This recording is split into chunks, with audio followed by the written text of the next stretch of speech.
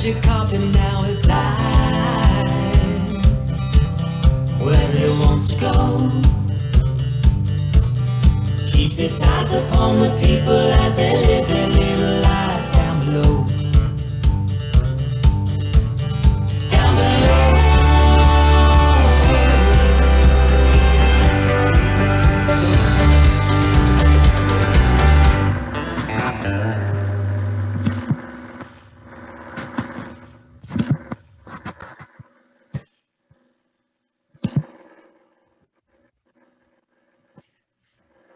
All right, welcome. I want to thank you for joining us. Didn't you like that video?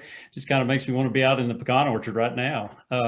My name is Bob Whitney. I'm the executive director of the Texas Pecan Board, and we are the state checkoff program for Texas pecan growers. And they fund this program. They fund tonight's events and all of the things that we do in promotion, education, and research. And I'm just super proud to work for them and to be here tonight on behalf of all the growers in the state of Texas. They are generations, as you could tell from the video. There's generations in that video from out in the El Paso region, and there are many pecan farmers in the state of Texas, and they're all wonderful family farmers. We are thrilled to finally be able to bring you a toast to Texas pecans. This is a pecan and wine tasting, new to me, let me tell you that, but this is in collaboration with Texas Fine Wine, and great people to work with. And we do want to thank them. They brought together some great Texas wineries, and you're going to know this list as well as I do, because you should be looking at your kit. But for tonight's tasting, we've got Bending Branch Winery, Brennan Vineyards, Dutchman Family Winery, Pernalis Cellars, and Spicewood Vineyards. And they help to coordinate the kits that you've ordered. This is Texas Fine Wine. And they also put together the pecans there. And the pecans are special to me because they come from one of the oldest pecan orchards. And there's a tremendous amount of history in this orchard that make up even what we do today in the pecan industry. And that's from Milliken Pecans down in San Saba. I really appreciate them. Okay, now I know you're ready to get into your kit. And I'm thrilled that we have two incredible Texas wine and culinary experts leading. Did you like that, Jessica? I thought that was pretty good. There we go. Uh, we do have some incredible experts, and we're glad that they're here. And I want you to welcome them, and I want to thank them. We have sommelier. There we go. So, all right, well, close, Jessica. Jessica Dupuy is with us tonight, and then culinary expert and food historian Melissa Guerra, who are hosting tonight's tasting. And Melissa and I probably butchered your name, but I'm glad you're here, both of you. We thank you. Jessica is a wine, spirits, food, and travel writer who regularly writes for Texas Monthly and Forbes, and her work has appeared in numerous national publications, and boy, that's great. She's also a certified sommelier. Okay, there we go. I'm going to learn this one. She has written multiple cookbooks and just published a new book, The Wines of Southwest USA, a part of the Classic Wine Library, which covers emerging American wine regions in Texas, Mexico, Arizona, and Colorado. Whoa, this is impressive. And then I'll let Jessica tell you a little bit more about herself than I did. That's impressive to hear that. And she's going to introduce Melissa for us. But let me just pause a minute and say that y'all are in for a treat. We're excited to be able to present this to you. Jessica, I'll let you take it away. Bob, thank you so much, and congrats on your pronunciation of sommelier. We were practicing before, and I love to just tell people, like, just pretend you're French and then say smelly A, right? And say it really fast. So you did a good job. Don't worry about it. But it's important, I think, that I should mention, thank you, Bob, for talking about some of the things that I do. I definitely am a journalist and cover food, wine, and travel. And the sommelier part actually kind of came in after that as an assignment for Texas Monthly 10 years ago. I was asked to write about Texas wine and just see if there was something out there, a story worth talking about, or hopefully wines worth talking about. And it's been a long journey ever since then. Obviously, yes, there are wines to talk about and stories to talk about. I'm super happy to report that.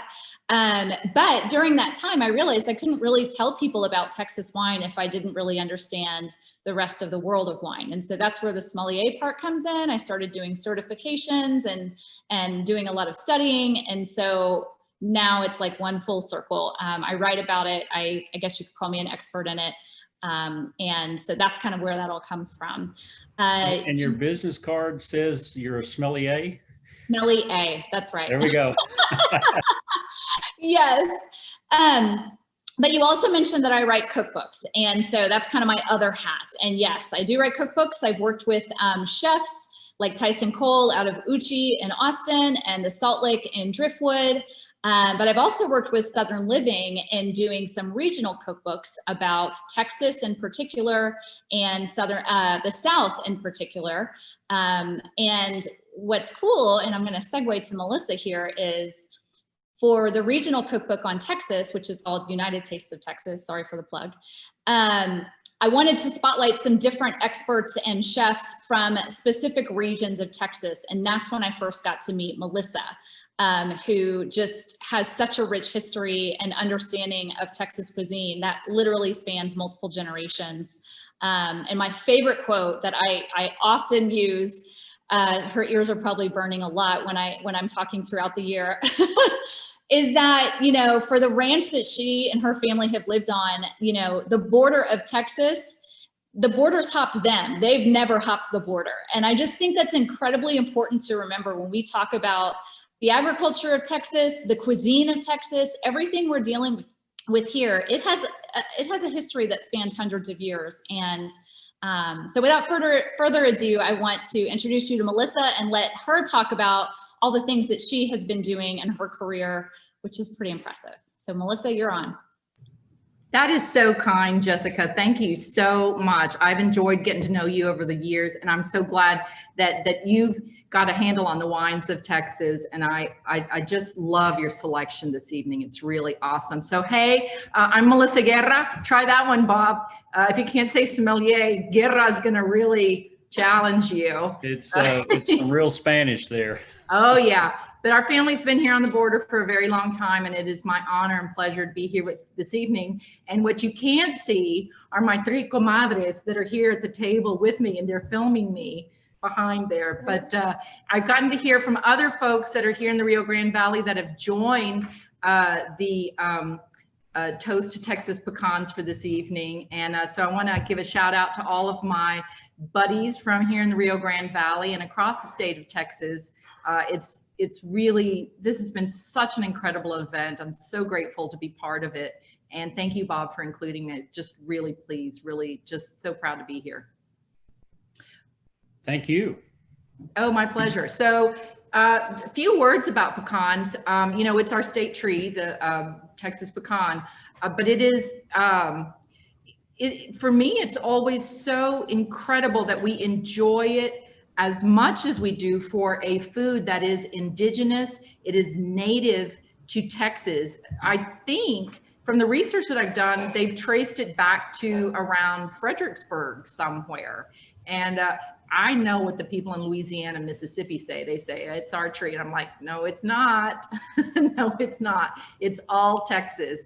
And so pecans have a very special place in my heart. My family's always enjoyed them, but it's deeply and profoundly and authentically Texan. And so I'm just so thrilled to have been invited to write the recipes and participate in tonight's program. Yeah, and we're going to talk a little bit about, I'm glad you brought up the history part, Melissa. We're going to go into that here. But before we do, a little bit of housekeeping for everyone who's involved. First of all, I hope you got your kits. If not, it's going to be a really hard night for you. I'm sorry. Because we're going to be tasting some really great things. And so for this evening, there are, and for those of you who haven't used Zoom before, don't worry too much about it. It's pretty user-friendly. But there is a Q&A option on the Zoom platform where if you have any official questions that you would like for Melissa or Bob or myself to answer, we have a lovely person, Megan, who is taking in all of these questions and will help us kind of guide us through that so we can make sure that we can address those with you. We will have a Q&A session at the end, but if there's something that comes up in the middle of stuff, we'll also kind of try to make sure we take care of it at that point. The other thing is, and I've noticed some of you have already found it, there's the chat function. So please use that because this is a strange time that we're in, as we all know. And normally we would want to do this at Melissa's ranch. That was what I was pulling for. Come on down. Yes. But we can't, right? We can't all meet together. So we're doing this in the new normal. And we want y'all though to feel like we can interact. So use that chat function, say hi to each other. I'm sure some of you know other people that are participating in this. Say hi to us. We won't necessarily be following the chat to answer questions, which is why I bring up the option to do the Q&A there. So I see some people already saying, hi, this is really fun. It actually helps Melissa and I because otherwise she and I are just going to go into our own little conversation and I hope you don't get left out. So hello to everyone and we're going to get started. The one thing that I should probably mention, oh yes, I don't want to forget, sorry, I have some notes on this side. This is recorded, don't worry. We're not gonna, nobody's in trouble here, but we are recording it because we want you to be able to access this later. And especially for people that did want to order or did want to participate, but there was a conflict tonight, this will be available through the Texas Pecan Board. And so just know that if there's anything that you thought was fun and is worth sharing, that's gonna happen or that can happen afterwards. If for all of our social media people that are out there and want to kind of share what's going on, there are two hashtags that would be great to use. One is Toast to Texas Pecans. So hashtag Toast to Texas Pecans, all spelled out. And then also special thank you to Texas Fine Wine for getting all these wines together. There's a lot of hurdles to jump through to try to get 5 different producers in one box. So big thanks to them. So please hashtag Texas Fine Wine, or you can use the at Texas Fine Wine option as well as you're tasting these wines. I know the producers would really love to hear what you think about them. I guess the last question is, as we kind of get into things, but I really hope that at this point you will open all of your wines. I'm going to go into some history, and sometimes that's dry for people. So I would like for you to feel like you can go ahead and pop those open, start sipping. I'm not going to talk about them just yet. We'll go through more explanations soon, but feel free to just enjoy yourself and start tasting. Yeah, she's there. I'm going to grab one too. That'll help me with this history portion. And we'll jump in. Oh, I think we are going to ask a poll question real quick before I jump into the history. And if I'm wrong, there it is. Yay. So this will help Melissa and I know how many of you guys really did the test. You can make it. And that's just, if y'all can answer this, did you have a chance to make the recipes ahead of time? So you can click all that apply, or if you didn't do any, that's okay. You can click the last number. We're not trying to put you on the spot, but it will help us know as we're talking through these tastings, just kind of, what to address and what not to address. So feel free to go ahead and click on those and we will tally up those numbers. As you're doing that, taste some wine, and then I'm going to tell you, Melissa already kind of talked about some of the history of pecans in Texas, and I think she's right, because there is fossil evidence that dates back to 6100 BC of pecans on the riversides of Texas. And so I think that I'm just going to go ahead. Oh gosh, I love it. This is great. So we have a lot of people that didn't do the recipes, and that's okay. I hope you have some food. We're still going to talk about them, and I hope you get to make them at some point. But this will be really fun either way. So I don't know what happened in Georgia or Louisiana, but we're going to go ahead and just claim it tonight as the official experts of the evening that Texas, these are native to Texas. And I think really the first kind of documentation of pecans in Texas didn't really happen until the mid 1500s. Prior to that, you definitely had Native Americans, particularly the Karankawa and the Coeltican tribes, that were mainly coastal tribes, but there's evidence of them coming up in the fall, up the rivers of Texas, particularly central Texas, and feasting on the pecans that were falling naturally from the trees. The reason we know this is because there was a noted Spanish explorer who, if you remember your Texas history classes, you might remember Cabeza de Vaca, and he was shipwrecked on the coast of Texas and was captured by the Karankawa Indians. And this blows my mind, but he was actually he was a captive of theirs for 7 years. And so during that time, he took ample notes and journaled, and that's where there is documentation of them going up every season, up these riverbeds and eating on the pecans. So I think that's kind of interesting. Honestly, through the 17th, 18th, 19th centuries, early 19th centuries, pecans weren't really a commercial product. There's stories and documentation of pecans being used for trade and bartering with the Native Americans.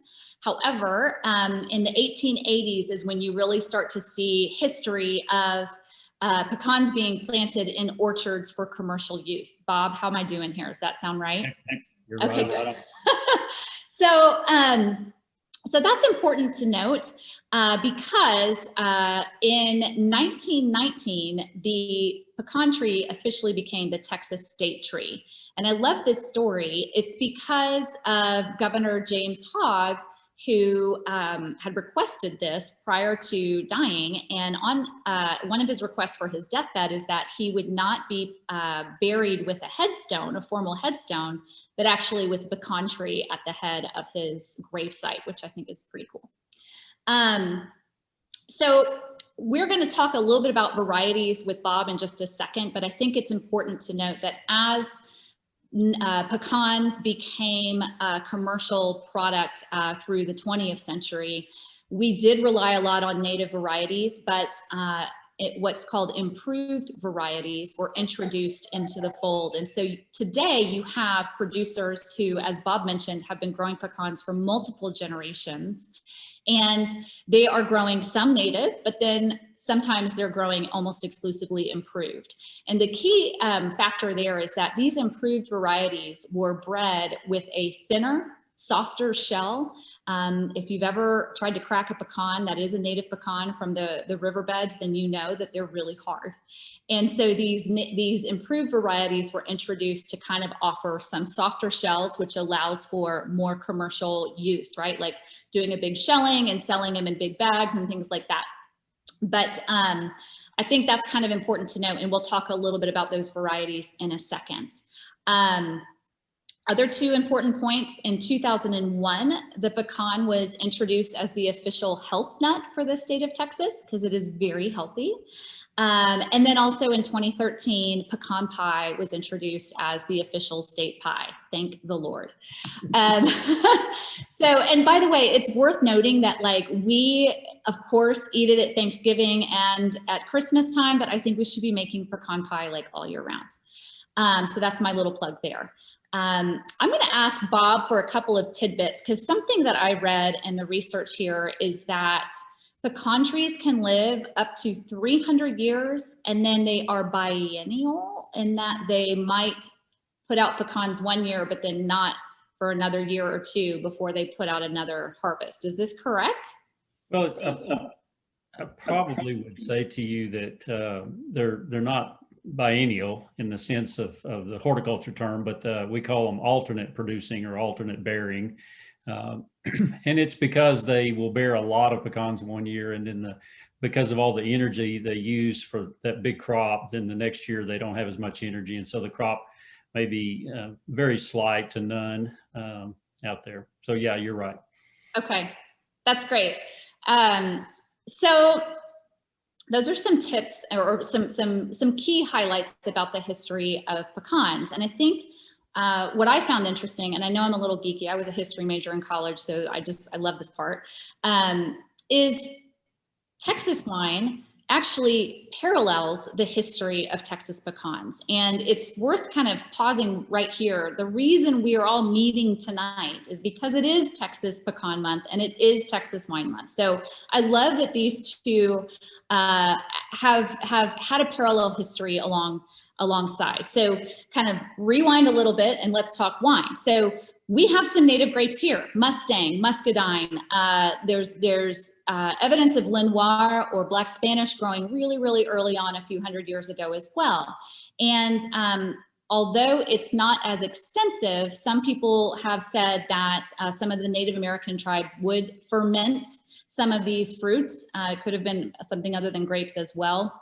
And so technically we can say we were having some wine at that time. But really, that mid-17th century, like the mid-1600s, when Spanish exploration really proliferated up from Mexico, and we started to have Spanish missions, that's when we see the introduction of what we call vitis vinifera, or grapes that are from Europe. So the grape varieties that we're most familiar with today, like Cabernet Sauvignon, Chardonnay, Sauvignon Blanc, that's what vitis vinifera is. At that time, that's not what they were planting. The likelihood is that most of that was mission grapes. And they're called that obviously because that's what was happening. These missions were starting, and so they started planting these grapes. And for the most part, those grapes were turned into wine for sacramental use, although I'm quite sure it was used for other purposes as well. The mission grape does have a few different names, and its origins are believed to be from Spain specifically. So as you move through the 1700s and 1800s, there wasn't a whole lot happening throughout any part of Texas further east of maybe the Pecos River. So think North Mexico, southern New Mexico, and then the El Paso kind of corridor there. And what was happening was, yes, a bunch of vineyards were being planted, and there's evidence that actually that was one of the biggest crops of that whole region for a long time. You had wines that were being produced that were being called the Pass wines. So El Paso, right, is the Pass. And so these wines were being produced and being called the Pass wines. There's evidence of that during the time in the 1800s, the mid 1800s, when the Santa Fe Trail was created. And as people were coming and passing west on most likely to California and sometimes Colorado, that kind of area, they would seek out the Pass wine because one, they wanted something alcoholic to drink, but a lot of that had to do with the fact that water was not necessarily safe and healthy to drink then. So having something that was fermented, or at that time you could find some brandies distilled, that's what they were in search of. But I'm going to fast forward about 100 years and come to Prohibition. So Prohibition pretty much halted all major wine production that was happening in Texas. And with the exception of a couple of producers who were still allowed to produce Texas wine, or produce wine for sacramental purposes. I want to bring attention, because I'm sure people that are participating tonight are from all parts of Texas. And if anyone's been to Del Rio, which is right on the border, it is home to a place called Valverde Winery, and they are actually the longest continuously running winery in the state of Texas, dating back to the 1860s. And they were one of the wineries that was allowed to continue to participate in wine production, which is kind of neat. And they're still around today, and talk about multiple generations. It's worth going down there and checking it out if you have a second. So the modern Texas wine industry, and what we can talk about is the modern Texas pecan industry, really got its footing in the mid 20th century. Okay. And so for Texas wine, that was through pioneering spirits like Doc McPherson and, sorry, just drawing a blank there, Paul and Merrill Bonarigo of Messina Hoff, and Ed and Susan Aller of Fall Creek Vineyards. All throughout different parts of the state. You had McPherson in the High Plains near Lubbock. You had Fall Creek kind of right in the heart of the hill country. And then you had the Bonarigos with Messina Hoff in the Bryan College Station area. All of them were starting to consider the idea that if California could grow grapes and make great wines, perhaps we could do the same. So we really owe it to people like them for starting to plant those vitis vinifera that we are familiar with. So Cabernet Sauvignon, Chardonnay, things like that. And that is really the dawning of our modern Texas wine industry. It has exploded. If you haven't noticed, anyone that's driven on Highway 290 in the Hill Country should notice that at this point. We have over 450 permitted wineries in the state. A lot of them are making wines that are exclusively from grapes grown in Texas. And that's where the exciting part of the story really is. So I'm going to stop talking history at this point. And I want to ask Melissa specifically, kind of swing it back to the pecan side. You talked about how like you guys have had pecans growing on your property, and that's something that your like grandmother, like she was always incorporating pecans into your family table, if you will. Tell me a little bit about that. Like how have you seen them kind of play out in your family? I'm almost embarrassed to talk about this in front of Bob, because Bob is going to be like, oh my word, those heathens. But when the boys were growing up, there's a ton of pecan trees in front of the house. And so we would get these really long PVC pipes, and we would just be batting on the trees so that they would be raining down on all the kids' heads. And then we would spend a good amount of time hand peeling them all. And I remember going to, you know, some fancy party later on, and my hands were just stained brown. And Bob's like, oh my gosh, I'm sure Bob's just, I'm probably driving me crazy. But yeah, we've always had pecans around here. And what Bob was saying as well about there being a very energetic year of harvest, and then there being other, you know, maybe 2 or 3 years of no energy. That's exactly what we've experienced here. You know, we have paper shell pecans here, like what you were talking about, how they have been improved to have a thinner shell. So we, yeah, right now I think we're in a low year. And then also the pecans on our property, they grow on a low spot. So there's been years where they've gotten blown away by a hurricane, or, you know, there's a late freeze, or, you know, there's some weather issue that kind of blows away our crop. But yeah, no, pecans have always, you know, been a big part of just, you know, just kind of our ranch culture. But we run out. That's one of the problems. So yeah, occasionally we'll buy them, but for the most part, we try to use what we have here at the ranch. But yes, the butter pecans are the ones that my grandmother would make, gee whiz, in the fall, and then on through Christmas. And I just remember my grandfather come in from the ranch, sitting in his work khakis and just, you know, snacking on pecans. And having a beer in his Lone Star beer mug. Of course. Of course. It's a nice frosty mug that he kept in the freezer. There'd be a little pile of butter roasted pecans and a nice cold Lone Star. So you can't get more Texas than that. That's awesome. That is, you're right. And we're going to start talking about some butter pecans. So let me just go quickly through a key point about some of the wines we're going to be tasting tonight. I mentioned a couple of minutes ago how some of the original plantings that we had in Texas were, you know, Cabernet Sauvignon, Chardonnay, Sauvignon Blanc, things like that. So those are grapes that are do really well in California and can do fine here in Texas. But one of the reasons that the Texas wine industry has exploded is that we have found some producers, or we have producers who have figured out that we probably need to be focusing on varieties that do better in warmer climates. Because as we all know, it's hot in Texas. Hello, it's middle of October and it's 85 degrees here today.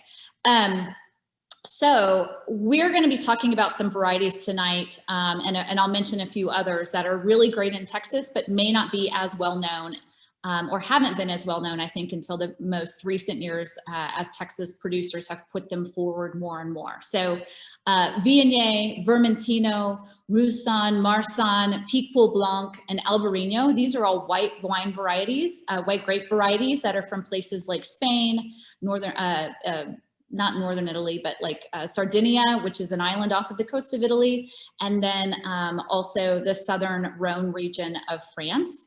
And then for red, we've got same Tempranillo, Mourvèdre, Cinsault, Syrah, Grenache, Sangiovese, Montepulciano, and Aglianico. These are all a bunch of big words to say, but they're really important grape varieties for Texas. And so I'm throwing them out there because I want y'all to kind of be thinking about that as you're shopping for Texas wines, hopefully after this.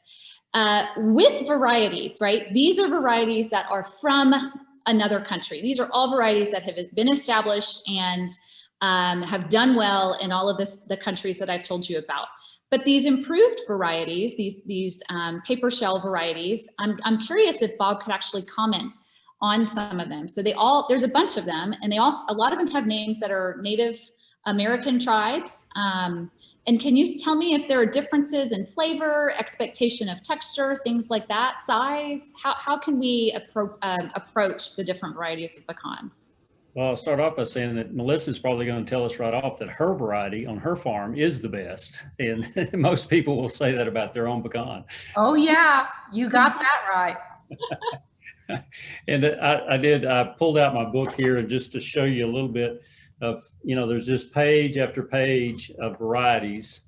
Many of these varieties in that book are people that have had a tree that they really liked.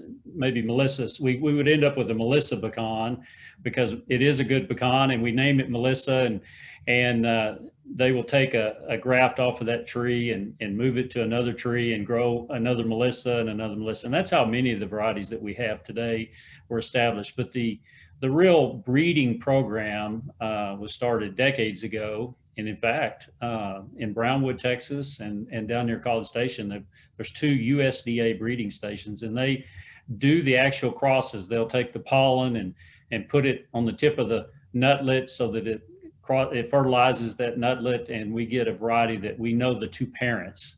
Most of the pecans that we see in the wild, we don't know where the parents are.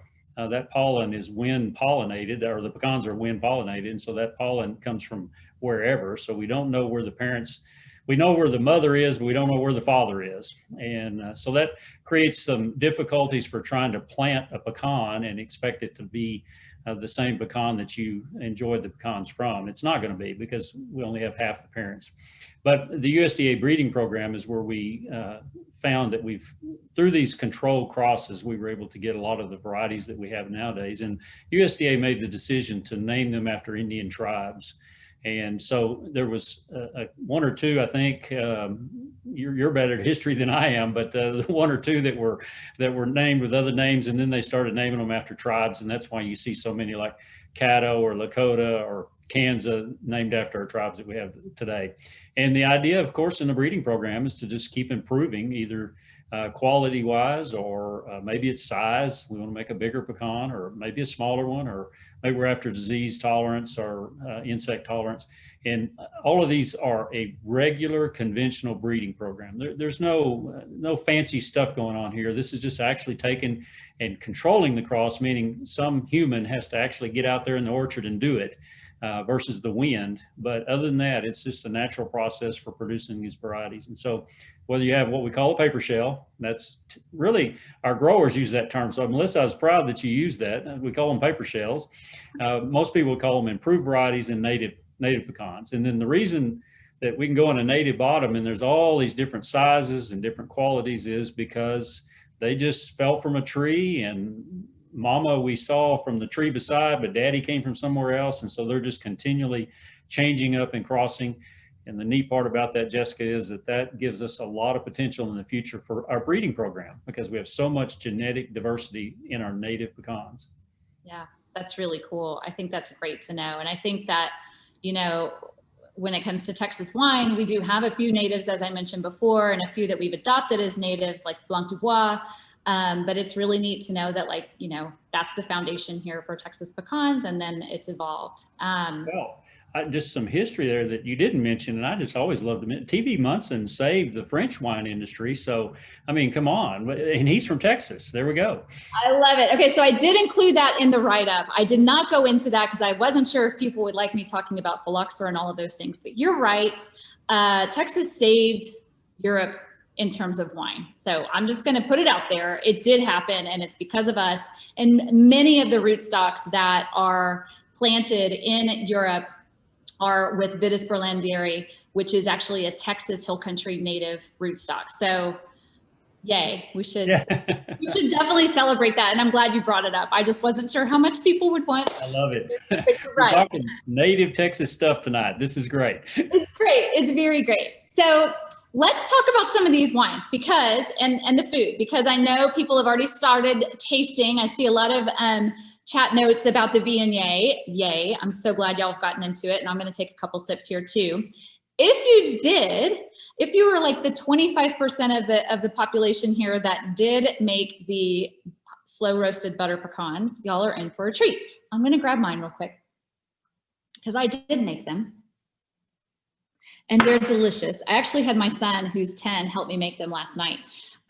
So I want to talk about why we put this pairing together. Melissa's going to talk a little bit about the recipe itself. I'll tell you 2 tidbits about Viognier, just so you have context for where it came from.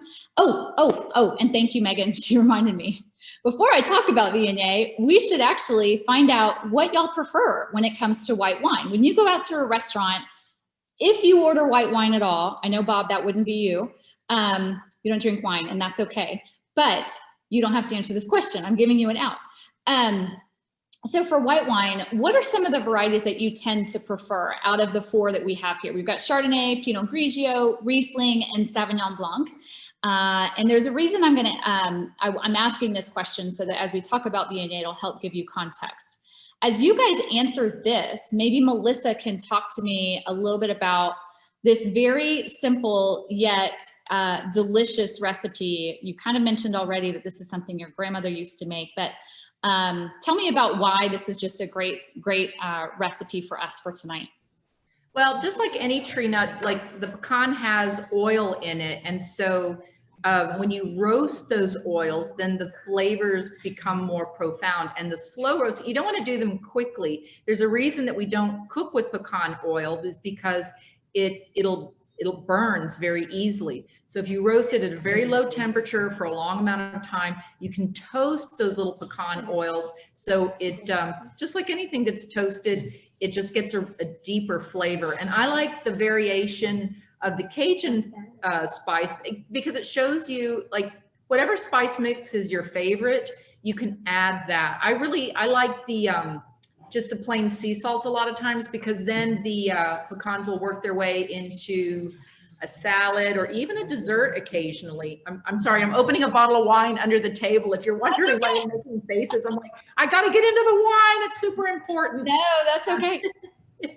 But yeah, it's, you know, you think, well, it takes an hour. It seems like a really long task, but really if you're working around the house, you can make slow roasted pecans. If you can turn on the oven, you can make slow roasted pecans. It's pretty easy. Yeah, they were very easy and well worth it. So so we got some answers, results from this poll, and I think it's really, really interesting. So 20% Chardonnay, just a handful of you prefer Pinot Grigio. Riesling did really well at 32%, and then Sauvignon Blanc at 41%. So that's kind of the one that takes away. Unfortunately, Viognier doesn't have really much in common with Sauvignon Blanc, but I do think that you'll appreciate kind of why we asked those particular varieties of you. So Viognier comes originally from the southern Rhône region of France, or the northern Rhône, actually. It's grown in an area specifically called Condrieu, and it's also grown a little bit in the southern Rhône. This is a great variety that does really well in Texas, and a lot of producers in the past decade have really just taken on with this grape. And a lot of the reason is because it really likes the heat here. Viognier is known for having a lot of aromatics. So for those of you that like Riesling, particularly drier Riesling, like less sweet, you're going to get some of the fun characteristics of Viognier from that component, the aromatics, so florals and really pretty like honeysuckle. You're also going to get really rich, ripe stone fruit. So like when you think of like Fredericksburg peaches right in the heat of summer and, you know, kind of biting into that and having the juices flow, that's what I think of when I think of Viognier. And so Viognier kind of is a great substitute for people that like that Riesling because of the aromatics. At the same time, for those of you that are Chardonnay drinkers, it has a really, really nice full palate. It has good weight to it. And so with a dish like this, with the buttered pecans, it's just a perfect match, right? Because there's the butter, there's that kind of creaminess from the buttered pecans that have been slow roasted, but then also, if you added the sea salt to it, you've got kind of this nice combination of almost savory and sweet, natural sweet flavors from the pecans. The Viognier works really well with that. Most Viognier in Texas is not going to be oak aged, but there might be a little bit of oak or at least some lee contact on that, which just means the spent yeasts from fermentation are kind of stirred around into the wine to add a creaminess to the wine. But a lot of Viognier is made with just stainless steel. And so you're going to have different textures of the grape depending on who is producing it. And in this case, we are talking about Brennan Vineyards. So Brennan is based in Comanche, and I hope that you guys are pretty much like through your glass by now and are pouring a second glass, because this wine is just amazing. I think that Brennan, it's one of their signature grapes. They have done an amazing job with it from vintage to vintage. And this Viognier is a 2019, let me just double check my bottle. Yep. 2019 with grapes grown 100% in Comanche County, which is pretty cool. So if you smell it, you're getting those really lovely stone fruit characters, so the peaches, and you're also getting the floral on this, but on the palate, it's got this nice zing to it, a little bit of zip. That's because the acidity in it has kind of stayed lifted, if you will. So when you take some of the pecan and try it with the wine, the fattiness and the creaminess of the pecan lifts right up off of your palate with this Viognier. So I'm noticing here that a lot of you guys are liking that so far. I hope that you guys will seek out Viognier as you're shopping around for different Texas wines. I think it's definitely a grape that that people can grow to love, and it's a great alternative, as I mentioned, to like your Chardonnays, Rieslings, things like that. So we're going to move on because I don't want to keep y'all too long. And as Melissa mentioned, we've added some Cajun spices to this next slow roasted pecan. Which, as she mentioned, I mean, this is just a versatile way to play with pecans. Just keep it simple, but add some kick to it. So I'm going to ask Megan to put up our next poll about wine.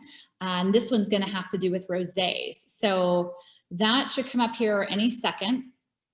And oh, here it is. Yay. So So let's talk about rosé, because I know a lot of people in the past few years, especially, pink has become really popular, but not everyone has really embraced it yet. So I'd love to know, just from the audience, kind of where are we on rosé? Have we embraced it or not? So please take a second to answer these. And Melissa, while people are answering, I'm going to ask you why you chose Cajun. Like, anything? Do you have a particular bent towards these spices? Do you feel like this is just a really great pairing? It can be anything. I just thought, since we're so close to Louisiana, and a lot of us have, like around the Houston area, there's a lot of seafood, and I thought it'd probably be something that everybody had on hand. But you can definitely use whatever spice mix. Like lemon pepper, I think would be like a little bit strong. But a Cajun spice, I think it has, it's more complementary to the rich pecan flavor. And like I said, I thought a lot of people would have it on hand. But really here in South Texas, I will be honest, we would probably put chile on. Yeah, we would always like chile and extra salt and maybe like a little bit of squeeze of lime. Like you can really be creative with them, because once you get the pecans roasted, you can do whatever you want, even if you wanted to sprinkle a little bit of sugar over them. What's important is that the oils in the pecan get roasted. And then after that, you can just adjust the flavoring for whatever you want to use them with. So yeah, I would probably put a bunch of chile if I was making this for my family. I love it. So we do have poll results here about drinking pink, and I am thrilled to hear that 64% of you guys are proud to drink pink often and always. The reason for that is, first of all, whatever your preferences are, that is totally up to you, and there is no judgment here. But I think if you're looking for kind of the perfect wine to be drinking in Texas because of our heat, but also because of our flavorful foods, rosé, dry rosé, is just right at the sweet spot, okay? So because rosé is made from red grapes, just with a little bit of skin contact so that it takes on that pink color, it also takes on some of the flavors of red grapes. So you're getting more berry than you would have in just a white wine. You're getting a little bit more texture, and you're getting just a little bit more complexity in the wine, which is great if you are typically a red wine drinker, but it's August and it's blistering outside and it's really just honestly too hot to be drinking a big heavy red wine. So I chose this rosé in particular. This is one of my favorite dry rosés in Texas because it's produced by Dukeman Family Winery, and the skin contact on this is a little more extended, and it takes on a lot more color.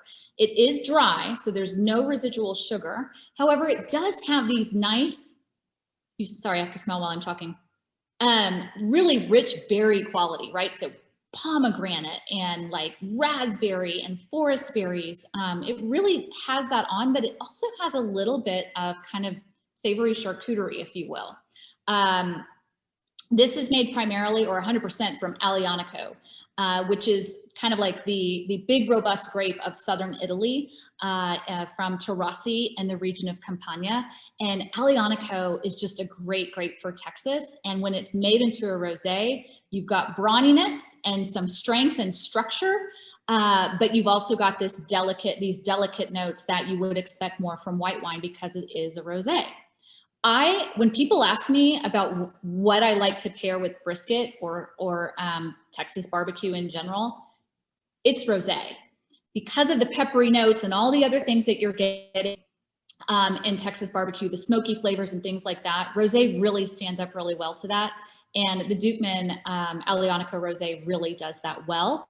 I also like that it can handle spicy components. So these Cajun spice pecans really interact and interplay very well with that as well. So I hope you guys liked this one. I know I did. I'm going to take one more sip.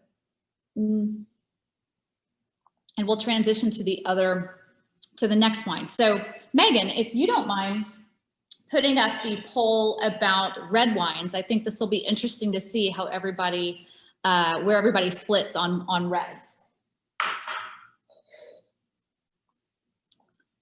So yeah, so for red wine, which styles do you tend to prefer? Smooth Cabernet Sauvignon and Merlot, funky Italian reds, lighter bodied Pinot Noir, or robust earthy red blends? While you guys are answering that, I'm gonna ask Melissa to talk about our next recipe, which is something I'm gonna eat while she's talking about it. We always have sweet potatoes around the house. My husband's a big fan, and you know, it can be either a meal or it can be a dessert. And I like this one because, you know, the rosemary and the salt mix really well together with the sweetness of the sweet potato. And so just some hints. I like to use a flake salt because it melts really easily, and it kind of, it looks really cool. I mean, it looks like little diamonds on the sweet potato, and I love diamonds. But the rosemary gives it this kind of herby flavor as well that's really well balanced with the sweetness. So, and it is, I'm just going to say it, it's cheap. It is one of the best flavors that doesn't cost you very much. It, you know, if you have rosemary growing out in the yard, you know, it's just very, very easy to put together. And so we make these actually quite often. If you get the chance, you can actually, so this has a compound butter where you mix the pecans into the butter. You can actually use the butter roasted pecans that you've made and add those to your compound butter. And that just kicks the flavor up to a different level altogether. Really delicious and super easy. Yeah, I love that. Well, and I love that the pecans give texture to the sweet potato as well. That's so, correct, yeah. Yeah, it's just great all around. So the wine that we chose to put with this one, as I read the results of our poll here, we've got 39% that were for the smooth Cabernet Sauvignon Merlot, 11% that like funky Italian reds. I think that might mainly be from someone like Denise Clark, who's sitting in on this. We've got lighter bodied Pinot Noir at 13%, and then robust earthy red blends at 37%. So if you chose the robust earthy red blends, you're going to be happy, particularly with the next few wines. Cabernet Sauvignon, don't worry. We've got a couple of wines too coming that I think will be a really fun departure from what you love, but also something to discover. So the one that I chose for this sweet potato recipe, for multiple reasons, but sorry, I'm just watching the chat. I'm going to turn this off because I should not pay attention. I should talk to you guys. Sorry. This is from Spicewood Vineyards, and it's called Tandem. And I'll show you. You guys should probably have the bottle, but Tandem is if like you're, you know, riding a bike for two, which is really cute. This is a red wine blend that is made of Rhône Valley Red grapes. So in the Rhône Valley, you have a number of different red grapes that are typically blended for wines. So everything from Syrah, Grenache, Mourvèdre to Carignan, Cinsault, Counoise. In the Southern Rhône Valley, red blends are kind of the way to go. So we're used to, in America, certainly seeing just one grape or maybe two grapes on the label of a bottle, but the kind of wines that we do really well are similar to what they're doing really well in Southern Rhône Valley. So if you've ever had a Châteauneuf de Pape, that is always a blend of the grapes that I just mentioned. In fact, I think they can blend up to 13 or more different grapes into their actual wines. So this is Spicewood Vineyards. They're based in Spicewood, so that's easy to remember. Ron Yates, Todd Crowell, they are making these wines, and this is a particular blend of two Rhône Valley grapes, Syrah and Carignan. And I just think what's great about Rhône Valley grapes, especially when they're blended, is you're getting some great savory herb notes. So that's why the rosemary and the sweet potato work really well together. There's an earthiness to this wine, but it's not too heavy. Like, it's robust in terms of flavor components and aromatics, but it's not knocking you over the head with just being a heavy wine. So when you taste it with the rosemary and the sea salt of the sweet potato, even though in a lot of ways you might want to have a steak or something like that with this kind of wine, I actually think this vegetarian dish is pretty perfect. So I'm going to set that one down. I hope you guys liked that one. And now we're going to move on to a completely different varietal. It will not be a blend. For those of you, I mean, you guys have the kit, so you already know there's no like secret here. But I'm also going to move over to the next dish. So one second. This might be my favorite, mainly because if I couldn't eat cheese, I don't know what I'd do with the rest of my life. Melissa, can you talk a little bit about this wonderful pecan cheese roll that we have here, and kind of what brought you to wanting to put this into the mix? Isn't there something like official state of Texas cheese ball? I mean, there should be, because we eat a lot of cheese balls. We really do. And it, you know, I didn't have to think twice about it. It's like cheese ball. Like, you have to have a cheese ball whenever you have anybody together in Texas, and it has to be a pecan cheese ball. So it was almost decided, it was preordained that a cheese ball was going to happen. And especially a jalapeno cheese ball, because the flavor in Texas is jalapeno cheese. Doesn't matter. We should have a toothpaste that's jalapeno cheese. Jalapeno cheese. Yeah, because that's what we do. That's what we do. So this one was pretty easy. We would make a lot of cheese balls during the holidays when I was a kid. And this one, though, I really like because it's fresh. You know, my recipes, I always shy away from like packaged, pre-mixed anything. This one I think is pretty easy. You make it with a hand mixer, and then you just roll it in pecans. And so far, the comadres give it a thumbs up, right, girls? Woo! Yes, yes. So they're throwing up all their gang signs over here, the comadre gang signs. So they really do like it. Easy to make, and yeah, it almost made itself. Like Texas insisted that this was what must be made. I love it. Well, speaking of Texas insisting, I think that Tempranillo is a grape that Texas has insisted that we grow. So Tempranillo is from Spain, as you may have intuited from this, from the name. It's grown all over Spain and also in Portugal.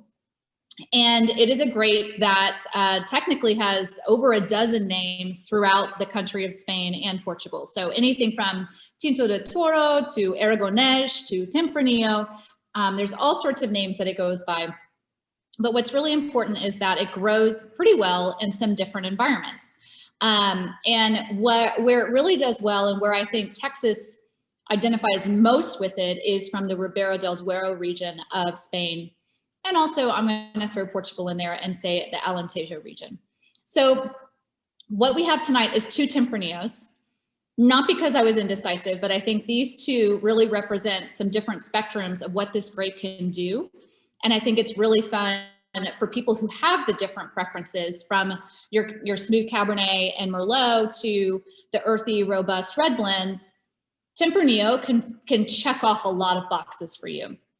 It also, I think, is something really great for this pecan jalapeno cheese ball, because Tempranillo offers not necessarily green notes, but a lot of different characters of earth. So anything from mushroom to, black olive sometimes actually, or Kalamata olive, all the way to, cigar box, tobacco, that kind of thing. And so the versatility that it offers for pairing with food is actually really very fun.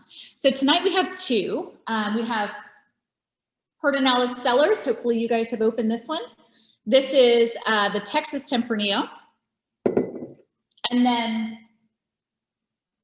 sorry, I'm working in a small area here. I don't want to break anything. And then the Bending Branch Winery Tempranillo. And this Tempranillo comes 100% from the Newsom Vineyards in the High Plains of Texas.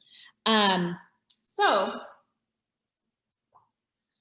what I think is really cool about both of these producers and what they do with Tempranillo. So one, you've got Pedernales Cellars, and for a long time now, they have focused on Tempranillo for their portfolio, not only because it's a grape that does well here, but they've really wanted to spotlight the different regions where we grow it in Texas. And that's something I actually probably should have mentioned at the beginning. So we have 8 growing regions in Texas, official growing regions. And I want to mention Comanche one day. You will be one too. But the majority of our fruit, or the majority of things, are always focused on the Texas Hill Country and the Texas High Plains. And most people, even though they travel to the Hill Country and love seeing all of the tasting rooms and the wineries, a lot of people might be surprised to know that more than 2/3 of the grapes in Texas come from the High Plains near Lubbock.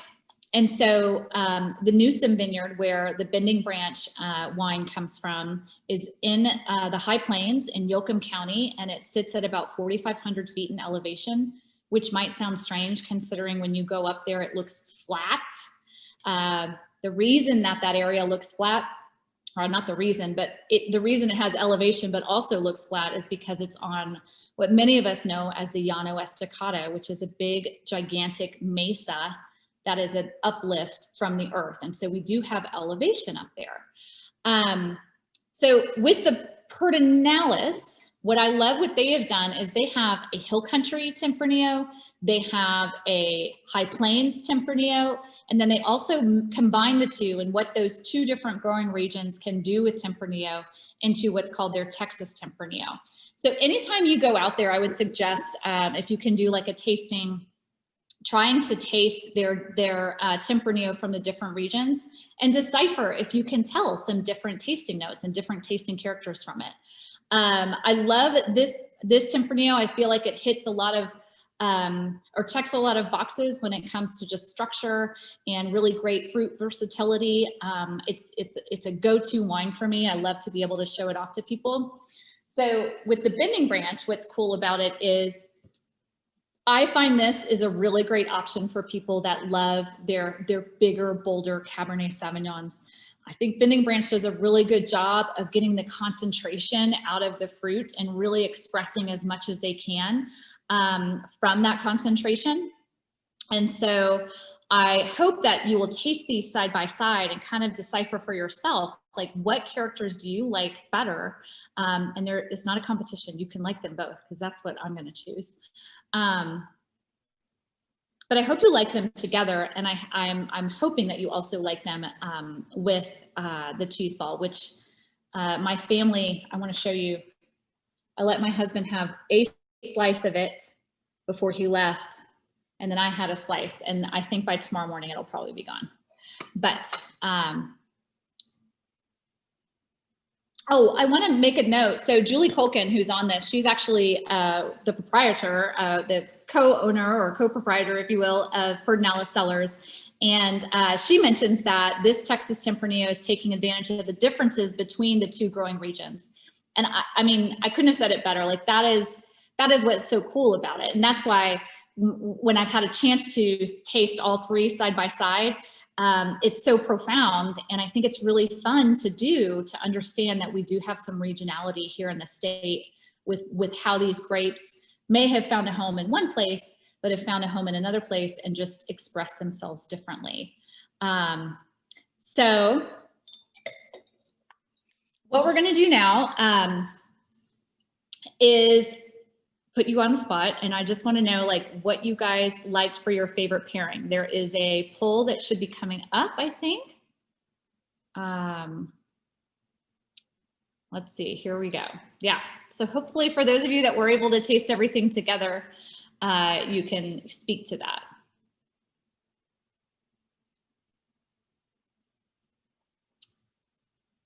Melissa, how did everybody like the Tempranillo with the cheese ball?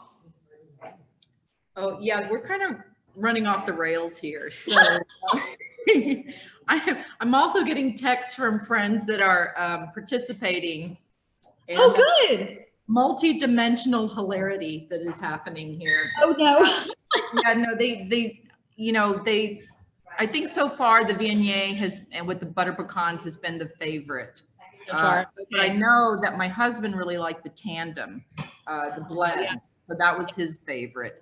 Yeah, so no, and then my favorite, I think, is the Pedernales, so the Tempranillo.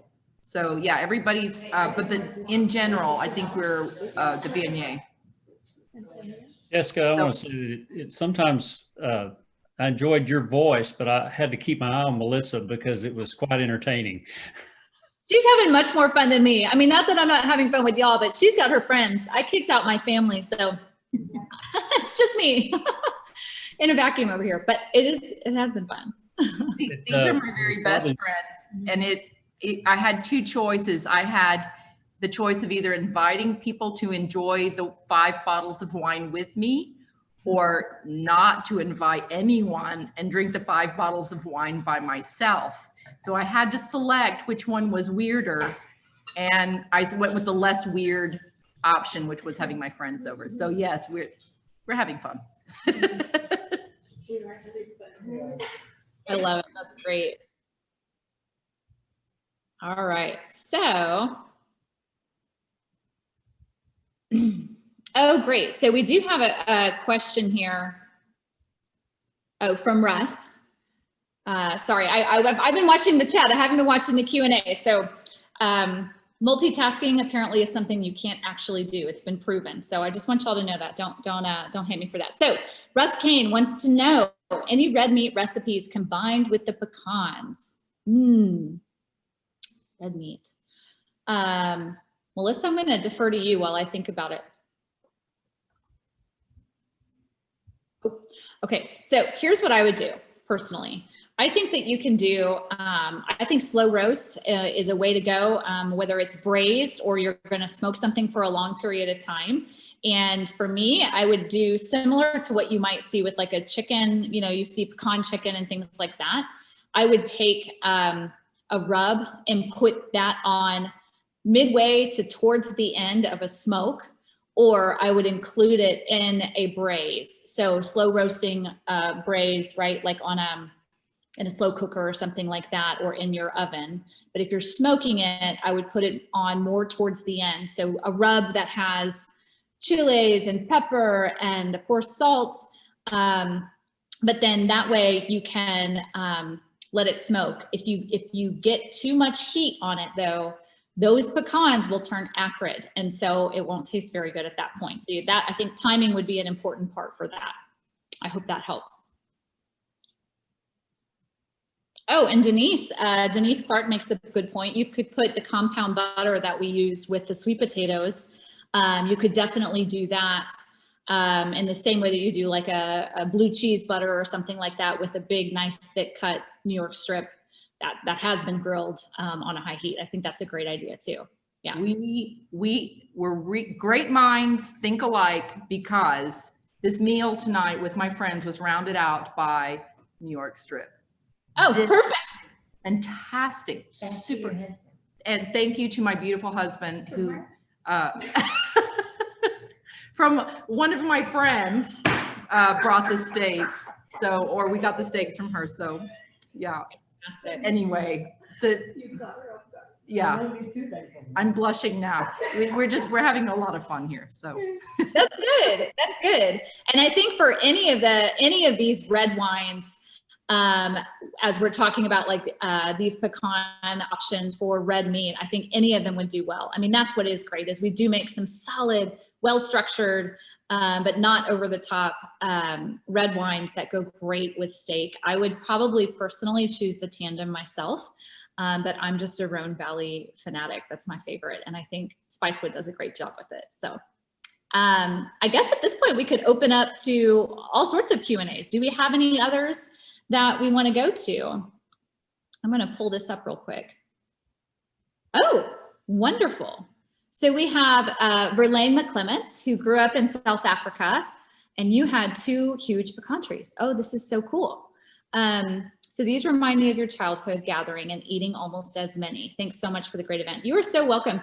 Verlaine, it's really important to mention this, because if we're talking about pecans being native to Texas, then how in the world did they get to South Africa, right? I mean, obviously people travel and things like that, but it is interesting to note that even as early as the 1700s, when you have George Washington, Thomas Jefferson, they were actually having pecans sent to Europe because of their memories of it. And when they were spent, in particular, Thomas Jefferson, his memories of pecans, he would have bushels of them sent to France when he was living there to share with others. And I think that's kind of how things all started to happen. And that's how they made their way to South Africa as well, I'm quite sure. So do we have any other, while we're looking for some Q&As, if you guys want to ask some questions, I'm going to cheat a little bit. I know that Melissa has been making pecan pie. I also did because I couldn't help myself. And I also cheated because I think that pecan pie goes best with Madeira. And for those of you that haven't had Madeira, I'm first going to tout a Texas one. This is from Hack Vineyard and Winery down in, believe it or not, Santa Fe, Texas, which is right by Galveston. And they make, yay to Madeira! They make Madeira out of two different, what we would call native grapes to Texas. I'm not going to argue whether or not they are for real, but I'm going to claim them. So this one is from Blanc du Bois, and Raymond Hack has also made it from Yaquez or Black Spanish or Lenoir. And it's worth noting that Raymond Hack has officially hung his hat and is retired by selling his winery to a couple of young guys, including Kyle Johnston, who is now the new winemaker there. But Madeira is just a classic after dinner drink that is from Spain, an island off of Spain. And it's made in a baked way. So it's produced and then as a wine, but with some sweetness, but then it's baked basically in an estufa or outside. And it creates this nice, wonderful, nutty flavor. And it's something that that should always be served with pecan pie. I know a lot of people like vanilla ice cream, but for me, Madeira is the way to go. So I'm sorry, I'm being very rude, but I'm going to taste some of it. And also have a little pecan pie. I had to make 2 pies because I knew my friends and I were going to eat the whole entire pie, and my husband would be upset. So I made him his own pie. Because he has his own. He got his own pie. So Yes. So I think we're getting some questions here. oh, I got a question. Was wondering which is the best wine for Tex-Mex? Ooh. Is this essential? There are a lot of ways you can go. Say if you're ordering the enchilada plate, because that's what I get. Right. Always get the enchilada plate. And what would it be? Something spicy or something buttery? So this is actually where I would pick one of the two that we actually served tonight. You could go with a Viognier because of the fact that it has a nice broad palate. It has the aromatics that kind of, work well with the flavors that you're getting out of Tex-Mex. But honestly, my go-to is Rosé because I think the structure can really handle it too. Now we do have people that keep saying margaritas. Yes, it's not a wine, but yes, I am always for the margarita. But yeah, so I would go rosé all the time. Cold, nice and cold. Yeah, it'd be perfect. Yeah. Good answer. Good answer. Yeah. Someone actually asked, Bob, we've got a question for you from Angela. She's asking, are deer a nuisance for pecan farmers? They certainly are. I was in the Niffen orchard at Menard just a couple of weeks ago and drove in at 8 o'clock in the morning, and there was over 100 deer in the orchard, and they were eating his fresh crop of Pawnee pecans, and he was just nearly in tears. So yeah, as the nuts fall off the trees. And then the second issue is hogs. Hogs are horrible in pecans right now. And they're not only eating the nuts, but they're digging big holes. And so it makes harvest very difficult to do. So yes, all the above are terrible. And Texas is the worst. Yeah, it's problematic with grapevines too. If you don't have a high fence, then you're pretty much going to get, attacked by them on a regular basis, along with a number of other fun critters. But, we saw in that video something really interesting, which I think maybe people didn't know, but there's this machine that y'all use to shake the trees to get the pecans out for harvest. So tell me about that. Like, is that something people are all doing, or how else would you do it? Yeah, yeah, the video did a good job of showing that. The photographers were fantastic as they filmed it. But yes, we do. We can shake the trees, and amazingly, when you are standing next to the shaker, the ground shakes like an earthquake. But yeah, it does. And the pecans are somewhat loose in their shuck, and so they're pretty well ready to come out. But to wait on them to naturally fall is going to take a long time, and they'll do it sporadically. So we can do it all at once by shaking. And then if we have a tall tree or a very, very big tree that they couldn't grab the trunk very well and shake it because it's just too big, then we'll have a limb shaker that'll just reach up hydraulically and grab hold of a limb. And this time of year, the bark is pretty safe. You know, it's not going to come off as we shake it. Where it might at other times, but this time of year, you know, things have dried down. So yeah, we can shake the tree and get them all out at one time. But now Melissa is hiring out with her pole, and I think she's got a new job. She's going to be knocking the pecans out of the tree for us. So I'm putting the word out to growers that she's for hire. Yeah. Have PVC will travel. I'm in. I love it. Actually, talk about that, Bob, because I think what's also interesting, you know, we're talking about it being Texas Pecan Month and Texas Wine Month. And you guys when are y'all mainly harvesting? I know with Texas wine, we kind of start now at almost the end of July, and we're going through August and September. And this year in particular, we're pretty much done by September. But in previous years, we've done all the way to October. So when is really the harvest for pecans? Oh, that's a good question, because we are just now starting. I was with growers. Well, I've been with growers nearly every day, and they're out running their machines right now. They're either shaking the trees or sweeping to windrow the piles up together that they can then pick them up. The native guys are out in the native orchards, which are going to be later. They're always a later harvest. They're out there cleaning up sticks and doing a little bit of mowing to get a nice place that they can then pick up the pecans, sweep them up. So yeah, we're starting out. Our first variety to come off in any numbers is Pawnee and Kansas, some of the early ones, and then we're starting to get into some Wichita. And so it's starting to move, and it's starting to get pretty hectic around pecan season. Okay, so I'm glad we got you.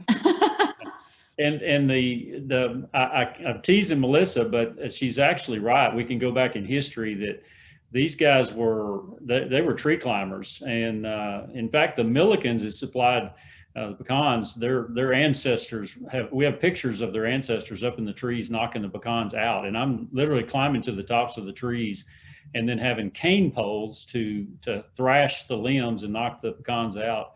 So then the big crews on the ground could pick them up or actually have tarps out. So it's pretty fantastic to think about the history behind harvesting these pecans. Yeah. The first bounty of Texas is pecans. Like, that is why Texas, is because it is our native tree. They are just, you know, proliferate. They give us the bounty that made Texas. So that's one of the reasons that I am always just so pleased when I get to use pecans in a recipe, because they are so us. When I travel, these are the gifts I take. In fact, I'm traveling next week. I'm taking Texas pecans because they are just us, and they made us the great state of Texas. I mean, you can make all sorts of jokes, but it's very serious. Like they kept us, they started us, and they kept us going, and they're still here. Well, tonight y'all mentioned Texas pecans and Texas wines, and you actually kind of worked your way around to finally get into Texas beef. So how much, you couldn't go wrong with any of those three. So this is really great. Yeah, but even, you know, but now we're getting really geeky in history. The Texas pecans predated anything that had to do with beef whatsoever. And I learned this from Melissa, that really we're like the recipes that we have for Chile are from when Native Americans were probably making a paste from the native chilies that were here, the chili Pecan, and would use that as almost an antiseptic when they would kill venison. So long before beef, right? It was venison and anything that you could find that was native to the area. And then it was the chili Pecan paste that they would make when they would cook it, that would help kind of knock out any of the hopefully bad stuff while they were eating it. Did I get that right, Melissa?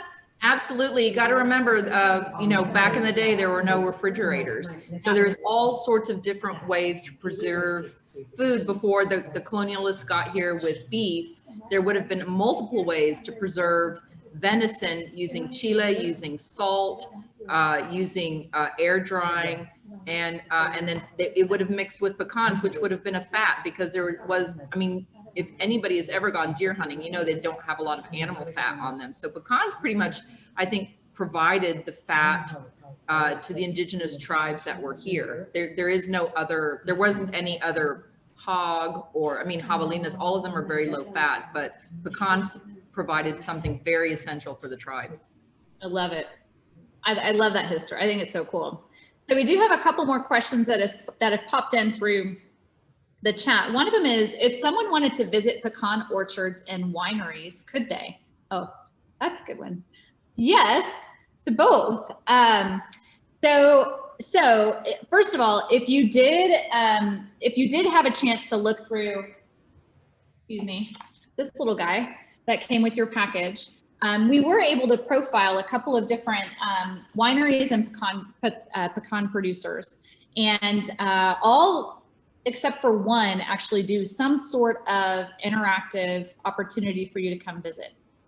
Keep in mind, we are in the COVID times. And so I don't know how things have been affected in terms of visiting now. So I would definitely call ahead, but pecans are grown in almost every corner of this state. So if you're able to go to the Texas Pecan Board website, you could probably look and find wherever you're going and look for a place, look for a farmer or producer. Some of them will actually take you to the orchards and you can walk around the orchards. Others of them have really cool interactive cooking experiences at their tasting room, and you can learn how to make pecan pie or something like that. So definitely call in advance though, because things have changed with COVID.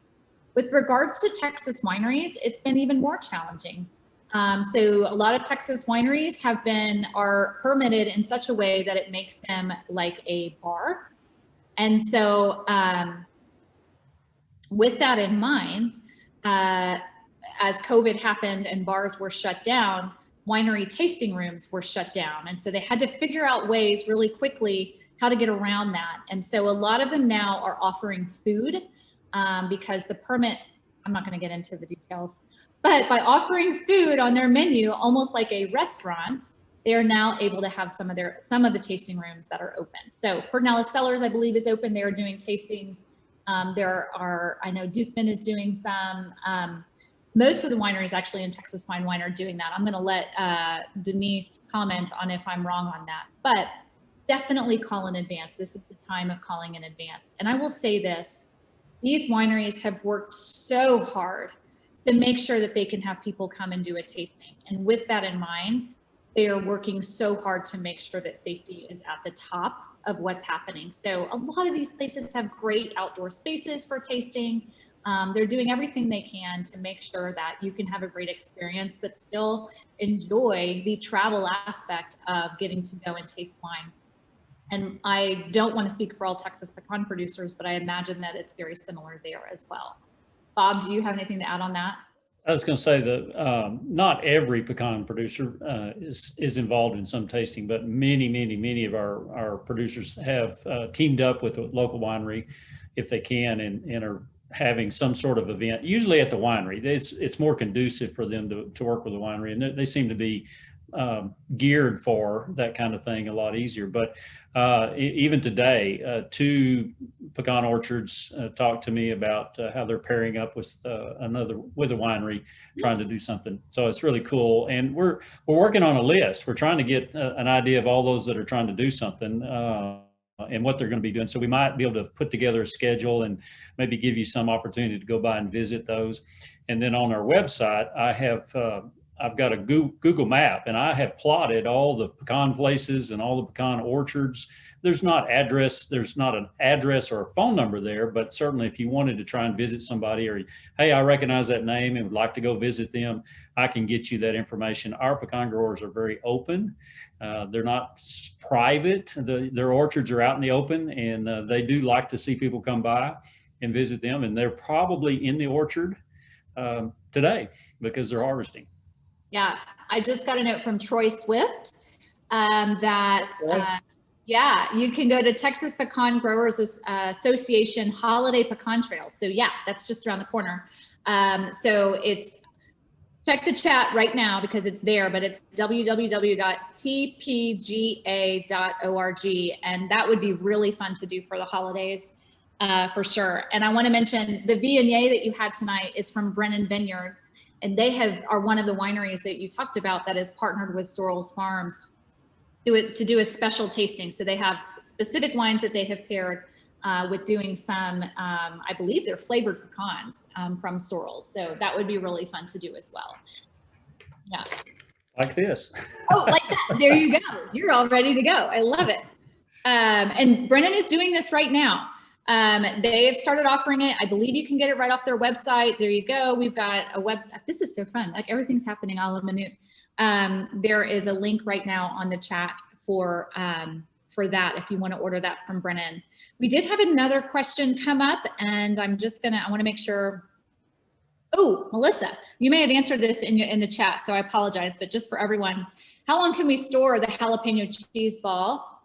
Well, I did answer that, and the biggest problem is getting people to stay away from it. So if you can make that happen, then I would leave it for about maybe a week at most, but really with us, it lasts about 24 hours. Can it freeze? Like if you make, a batch where you have one, but then you could do two with them, like, does it freeze? Not really. I mean, part of it is that it's fresh, and I would make it it's better if it's made a day in advance, like that's really good, or maybe even 2 days in advance, but past a week, you lose that fresh quality. Like if you need it to stick around for more than 2 weeks, I don't know. It's just not as good. It's not that hard to make either. So you can just whip it up. You can just put it together. Mm-hmm. Yeah, perfect. Well, you guys, we are just at about, I'm scanning, sorry, I'm not trying to ignore you, but I'm just scanning to make sure we haven't missed any questions oh, look at the cute puppy. Love it. Texas Pecan Board did just list that, pecan growers, a list of them are available at the texaspecanboard.com, and you can do /buy-pecan. So check that out. Definitely go and visit. But I do just want to thank everyone for participating. I know it's a different time and a different way to do this, but it's actually really great to have people all over the state in one place tonight. So that's super fun. Thank you guys so much. And thank you to Texas Fine Wine, especially for allowing us to do these wines with all of this delicious food. Melissa, awesome job on the recipes. Anything else you want to add? It was a lot of fun. This guy's been under the table the whole time. So, and he's so quiet. Yes, he's waiting for some crumbs. Oh, I see. I love it. I love it. We call him Roomba. No. Anything else you want to add from tonight? On behalf of the Texas Pecan Board, I think both you, Jessica and Melissa, you just fantastic. I couldn't believe all the stuff I learned and had a lot of fun. And I'm looking at the comments, which is kind of hard to talk and look at the comments, but everybody's talking about how much fun it is and can't wait on the next one. I like that there. I do want to thank Texas Fine Wine for collaborating with us, helping us to get all this together. And I did go to their website, and there is a lot of events. So be sure and check that out and see the different things that will be coming up there. And, we've talked about it, and I'll just close with this. And just go see a local pecan orchard, go see a local winery, visit with these people. They're hard workers. They love what they do. It's a great time of year to go do that. And check out our websites, Texas Pecan Growers Association, Texas Pecan Board. We're here to serve you and serve our growers, and we're thankful that we can work for both of you. Anyway, do what you can to incorporate both the fine wines we've got in Texas and fine pecans. And we appreciate everybody partnering with us and being on the call today. So thank you too. You've been fantastic. Yes, thank you guys so much. We'll do this again. I think we should do it again. I think it's a lock, yes. He's ready. We're in. Yeah. We're in. He's so cute. All right. Well, Thanks, everybody. yeah, I hope you guys all have a good night. And thank you to everybody wherever you are in the state. Yay, Texas pecans. Yay, Texas wine.